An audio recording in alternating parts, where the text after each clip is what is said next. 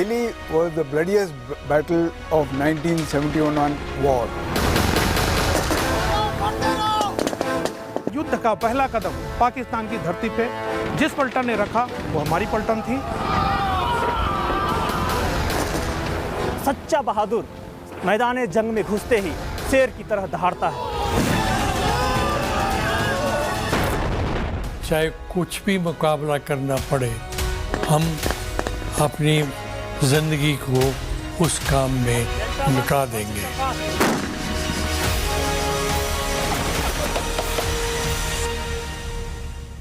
Hello and welcome to an India Today special broadcast on the greatest battles of 1971 war.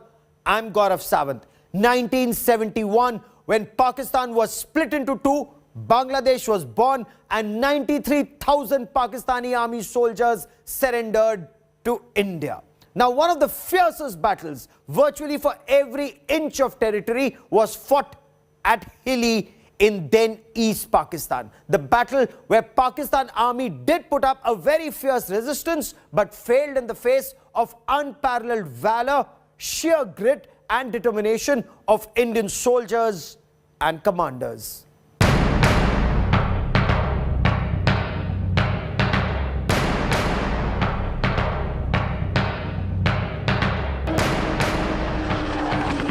By early November 1971, war clouds were on the horizon. India chose Hilli in East Pakistan for the assault. हिल्ली की जो tactical importance थी, Siliguri, Cooch Behar, Dhaka access के लिए बहुत ही महत्वपूर्ण थी। हिल्ली एक ऐसा एरिया था जहां से हिल्ली से लेकर ढाका तक क्लास 70 ऑल वेदर रोड था। हिली के आसपास 8-10 गांव थे जो कि स्ट्रॉन्ग पॉइंट बने हुए थे। उसमें से सबसे ज़बरदस्त स्ट्रॉन्ग पॉइंट जो था वो मोरापारा में था। हिली के आजू बाजू में जो गांव थे उसमें दलदली थी। Indian Army here was led by battle-hardened commanders, veterans both of 1947-48 and 1965 operations. Major General Lachman Singh Lehel led the 20th Mountain Division. 202 Mountain Brigade was led by Brigadier Ferhat Bhatti. And 8 Guards was tasked for the operations at Hilli. 8 Guards under the command of Colonel Shamsher Singh. ये जांबाज commanding officer full lights on करके jeep में forming up place में आते हैं। मैंने कहा कि यार सीओ साहब, इतना बड़ा टारगेट अपने आप को पेश कर रहे हैं, लाइट लगाई हुई है, उनके ऊपर बॉम्ब आ सकता है। पर फिर मेरा जो सिखलाई वाला मेरा मस्तक था उसने बोला नहीं, सीओ साहब आप लोगों को बताना चाहते हैं कि देखो बेटा मैं भी इधर हूं, मैंने लाइट की हुई है, दुश्मन देखो मेरे को, अगर हिम्मत है तुम में, मैं आ गया, शमशेर सिंह शेर, जितने बॉम्ब हैं तुम्हारे पास, मसाइलें हैं, मेरे ऊपर मारो, हिम्मत है तो जो तुम करना चाहते हो करो, मेरे बच्चे आगे जाएंगे। जंग के पहले जब उन्होंने जवानों को आखिरी बार संबोधित किया था तो उन्होंने कुछ इस प्रकार कहा था कि सच्चा बहादुर वो होता है जो मैदान में जंग में जाके शेर की तरह दहाड़ता है और शत्रु का पीछा करता है। मौत से ना उसे डर लगता है, ना डर उसके आसपास लहराता है। 8 गार्ड्स के बहादुर जवानों, दिखा दो दुश्मन को कि बंदूक की हर गोली में दुश्मन का नाम और पता लिखा है। हमारे सीओ साहब के नाम के साथ में ही शेर जुड़ा था, तो उनका व्यक्तित्व भी एक शेर के समान ही था। This is a tale of unparalleled valor in the most hostile condition for 19 long days. The losses stood at an alarming 68 casualties, but the braves turned their grief into cold fury. A fury that swept across the battle, destroying enemy defenses and fortifications.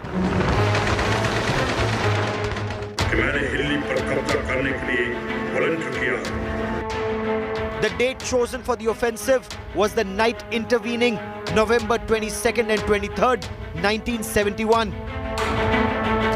Specific information on enemy fortifications was not very precise when operations were launched. हम लोग जब चुनते हैं अपने आप को तो high ground चुनते हैं अपनी कि थोड़ी सी ऊंची ग्राउंड हो जहां पर डिफेंसेस लें। तो उन्होंने जो एक तो ये था कि डिफेंस बहुत तगड़े बना रखे थे क्योंकि उनको बहुत मौका मिला हुआ था, वो 1 साल से वहाँ बैठे हुए थे और उन्होंने अपने डिफेंसेस को बड़ी अच्छी तरह से डेवलप कर रखा था। अपने मोर्चे में रेल की पटरियों और स्लीपर का इस्तेमाल किया हुआ था, जिससे हमारे आरटी फायर का दुश्मन के मोर्चों पर कम असर हो रहा था। दुश्मन अपने बुलटअप एरिया को अपने डिफेंस में शामिल कर रखा था, जिससे उनकी हाइट पर ऑटो वेपन लगाकर हमारे ऊपर कारगर फायर डाल रहा था। The Pakistani defenses at Morapara were extremely strong. Indian artillery mounted a massive assault. Their aim was to weaken enemy defenses before launching the ground troops. Noapara, bigram और चांदीपुर बिल्कुल काफ़ी नज़दीक थे। मोरापारा को मदद करने के लिए उनके जवान वहाँ से निकलकर मोरापारा की तरफ हमला आवर होते रहे। पाकिस्तान को काफ़ी समय मिल चुका था, 8-9 महीने से वो उस एरिया में ऑपरेट कर रहे थे और उस विलेजेस में उन्होंने अपनी पक्की डिफेंसेस बनाई हुई थी। जो घर थे उनको पिल बॉक्सेस में तब्दील किया हुआ था। जब हमारी पलटन एडवांस कर रही थी उस दौरान उनके आरटी फायर से हमें मुश्किलों का सामना करना पड़ा। Pakistan had also laid anti-personnel mines in paddy fields. Moving forward was virtually impossible. But the word impossible is not in the dictionary of the Indian Armed Forces. तो पौंड गहरे थे, तो जवान जो थे, 2 कंपनी का असॉल्ट हमारा हुआ था, अल्फा और ब्रेवो कंपनी का, तो वो दोनों कंपनियां जो थी वो लेफ्ट और राइट पौंड के कुछ बीच में आए और कुछ लेफ्ट और राइट से निकले लगे। पानी गहरा होने की वजह से उसमें नहीं घुस सकते थे। तो उनका जो क्रॉस फायर था वो उन्होंने बड़ी अच्छे तरीके से सेट कर रखा था। नेचुरल बात है कि डिफेंसेस को लेआउट करते हुए जो क्रॉस फायर है कि दोनों तरफ उनकी एमएमजी और एलएमजी लगी हुई थी। The Bravo company of 8 guards moved from the north flank and succeeded in establishing a firm base.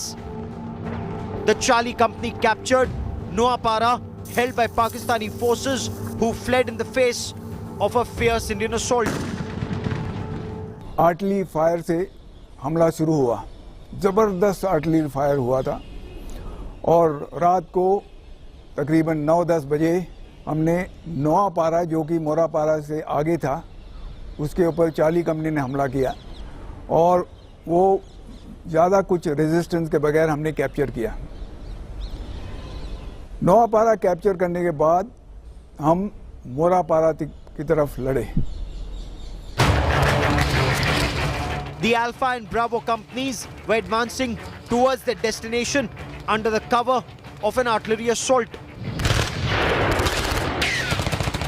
Major Hemant Manjrekar was leading from the front, wading through waist-deep water in the paddy fields.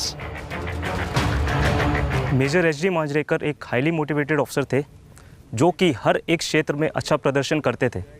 CO की briefing के दौरान भी major H D Manjrekar ने offence को lead करने के लिए volunteer किया था। मेजर एच डी मांजरेकर एक वीर और साहसी ऑफिसर थे।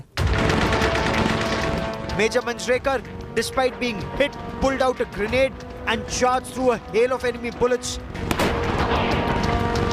at the Pakistan Army machine gun nest, destroying it and killing Pakistani soldiers inside. पलटन के ऑफेंसिव में पहला चुना जाना सीओ साहब पे उनका भरोसा दर्शाता था। मैदान जंग में जब वो अपने कंपनी को, अपने जवानों को जब लीड कर रहे थे तो एनिमी का मशीन गन का पहला बर्स्ट उनके सीने पे लगा था। जख्मी होने के बावजूद उन्होंने एनिमी के 2 बंकर्स बर्बाद किए और उसके बाद अपने जवानों को आगे बढ़ने के लिए प्रोत्साहित करते रहे। उन्होंने तीसरा बंकर जब बर्बाद किया तो एनिमी का मशीन गन का फायर उनके सीने पे और सिर पे लगा। वहाँ पे उनकी शहादत हो गई थी। मेजर एच डी मांजरेकर एक साहसी और एक वीर ऑफिसर थे जिसने अपनी अंतिम सांस तक अपने ट्रूप्स को मोटिवेट किया था। Major SD. मांजरेकर मरणोपरांत उनका एक हाथ दुश्मन की तरफ और दूसरा हाथ स्वर्ग की तरफ था, और वो ये दर्शा रहा था कि वह अपने ट्रूप्स को बता रहे थे कि तुम आगे जाओ और लड़ते रहो। Seeing their company commander fall, Second Lieutenant Shamsher Samra took charge and led the assault. Second lieutenant Shamsher Singh Samra एक बहुत ही निडर और बहादुर अफसर थे। अपने कंपनी कमांडर के शहीद होने के बाद उन्होंने अपनी कंपनी का बीड़ा अपने कंधों पे लिया और जंग में जाने से पहले उन्होंने अपने कमांडिंग अफसर से वादा किया था कि वह दुश्मन के मोर्चे में जाके उसकी एमएमजी छीन कर लेके आएंगे, और उन्होंने अपना यह वादा जंग मैदान में बखूबी निभाया और उन्होंने दुश्मन के 3 बंकर बर्बाद करे, और तीसरे बंकर को बर्बाद करते समय उन्हें अपने दाहिने सीने पे दुश्मन का एक एमएमजी बर्स्ट लगा। The enemy defenses were well fortified and frontal assault was the only way forward. Despite being wounded himself, all of 23 years old, Second Lieutenant Samra charged at the second enemy bunker through a hail of bullets that caught him in the chest and the shoulder.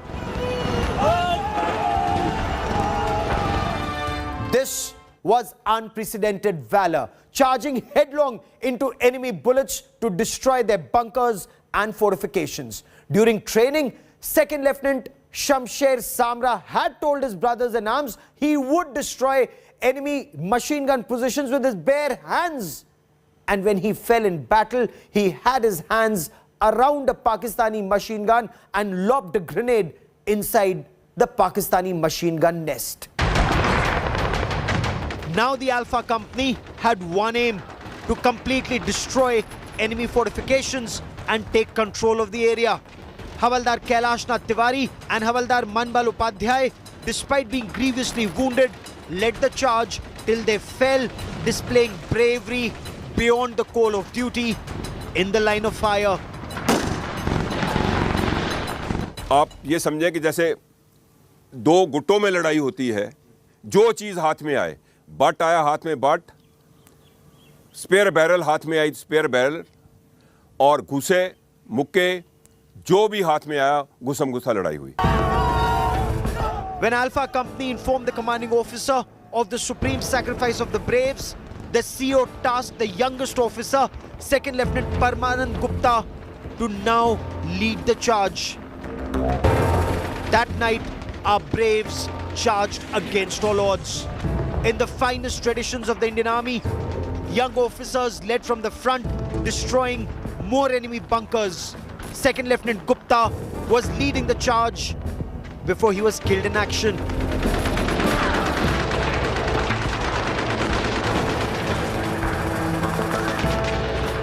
वो रात साहब क़यामत की रात थी। वो रात थी डू और डाई की। उस टाइम में ये था कि आगे चलना है सिर्फ। तो जब हम तारों में से निकल रहे थे तो उस टाइम में मेरे को बाएं तरफ से इधर स्प्लिंटर लगा एक पैर के ऊपर।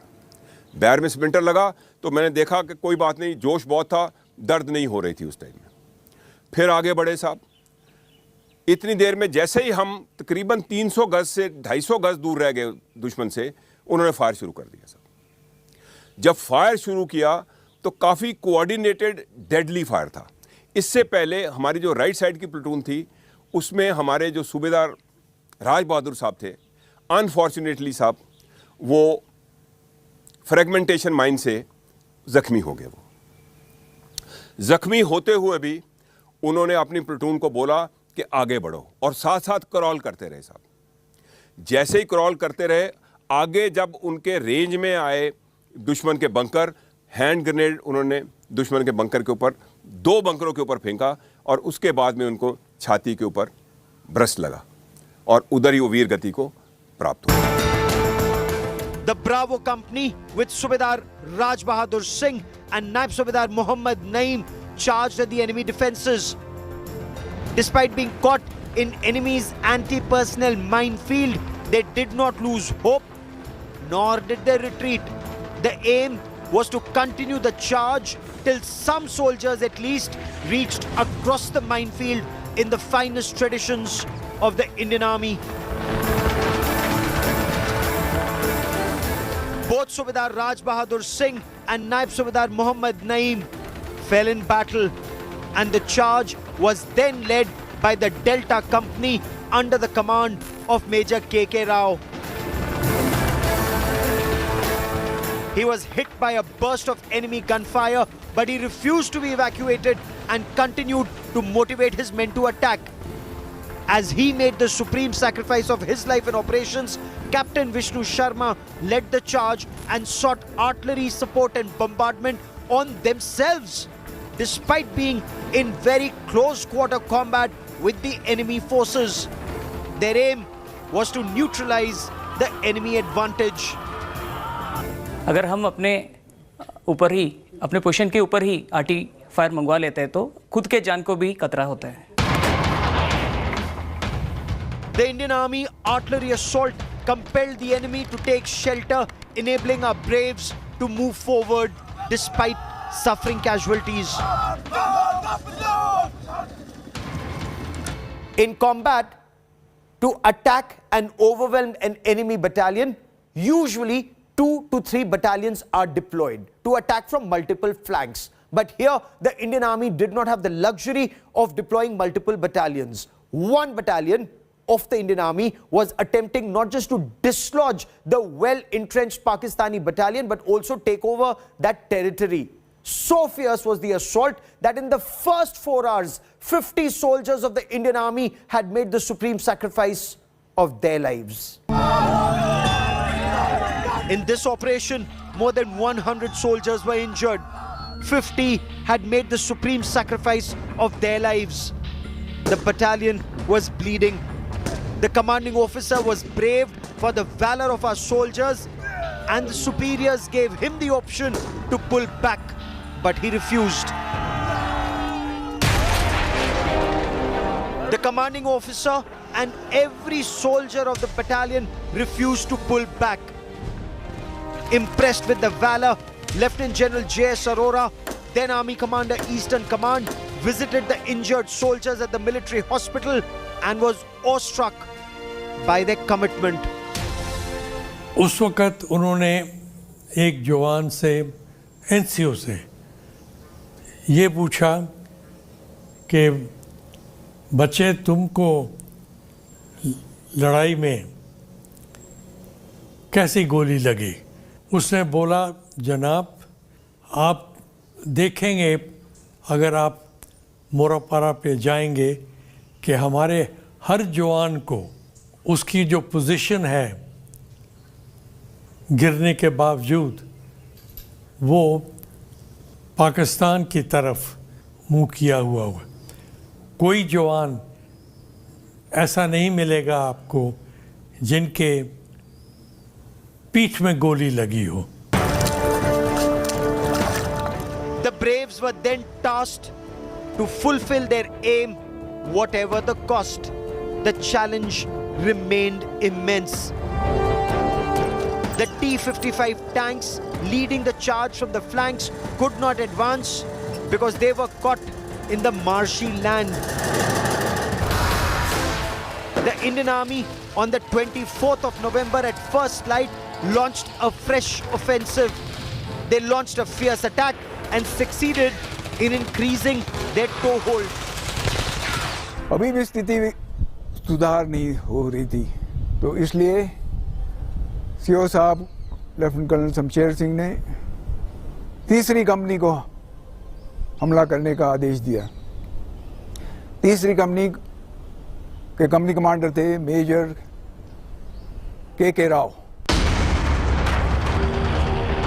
The armor and artillery mounted an attack from multiple flanks, and in the face of this fierce Indian assault, the Pakistani defenses finally crumbled and the Indian Army was now in control of the territory, but the challenge remained immense.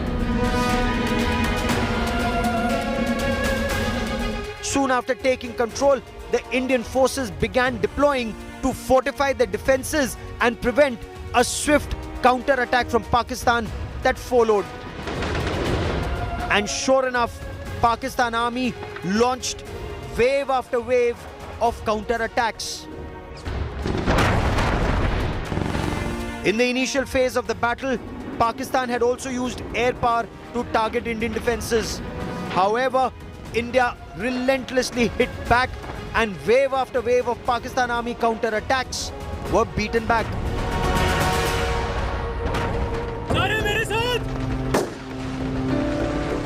The officers travelled from bunker to bunker, fortification to fortification to boost the morale of the holding forces. Through the week, Pakistan launched multiple waves of counter-attacks, each beaten back. The Guards were soon reinforced both by Garhwal and Maratha troops. 9, 10 और 11 तारीख को हमने भी 8 guard ने भी 5 positions पर कब्जा किया। हिली के, जैसे मैंने बताया था कि हिली के आसपास जो गांव थे, और 11 दिसंबर तक पूरा हिली पर कब्जा हुआ हमारा। Pakistan Army, even in the second week of December, continued to counter-attack Indian defenses. Though the Indian Air Force had, in the first 72 hours of war being declared on the 3rd of December 1971, used air power very effectively to dominate the skies. Pakistan continued to target Indian defenses in an effort to dislodge Indian forces in this battle for the hilly complex. 8 guards, they captured Noapara, they captured Morapara, they captured Chandipur, Hamirpur. But the commanding officer wanted more. He wanted to avenge every casualty, and the soldiers, they marched on. So even when Pakistan Army soldiers began giving up arms and surrendering to the Indian Army, 8 guards marched towards Rangpur, and by now their valor was being talked about. Pakistan feared the Indian advance, and the people of then East Pakistan, now Bangladesh, wanted to join the Indian assault on the Pakistani forces. Rangpur पहुंचते हुए हमको रंगपुर के लोगों ने बहुत बेचैनी से इंतज़ार कर रहे थे। हमारा इस्तकबाल किया, और जो उनकी नन्स वहाँ चर्च में थी, उन्होंने बाहर आके हमको अपने हाथों से हार पहना के और हमको अच्छे अल्फाज में बात करते हुए हमको हमारा इस्तकबाल किया। Seeing raw courage and cold fury in the eyes of the guardsmen, Pakistan Army soldiers, realizing that the collapse of Dhaka was inevitable, began showing white flags. But despite the cold fury, the Indian Army soldiers, in the finest traditions, followed the Geneva Convention and disarmed the surrendering Pakistan Army soldiers, ensuring their safety.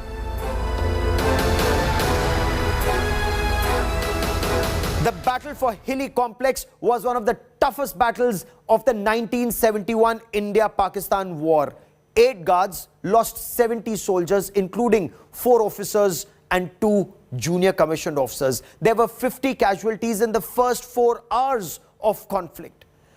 The Indian Army awarded 3 Mahavir Chakras in one single operation, and that's quite rare. The Braves also captured a Pakistan Army officer who revealed that the Pakistani casualties were more than 50 Pakistan Army soldiers killed in these operations. Well, that is all we have time for on this special broadcast on the 1971 war, the greatest battles. Many thanks for watching.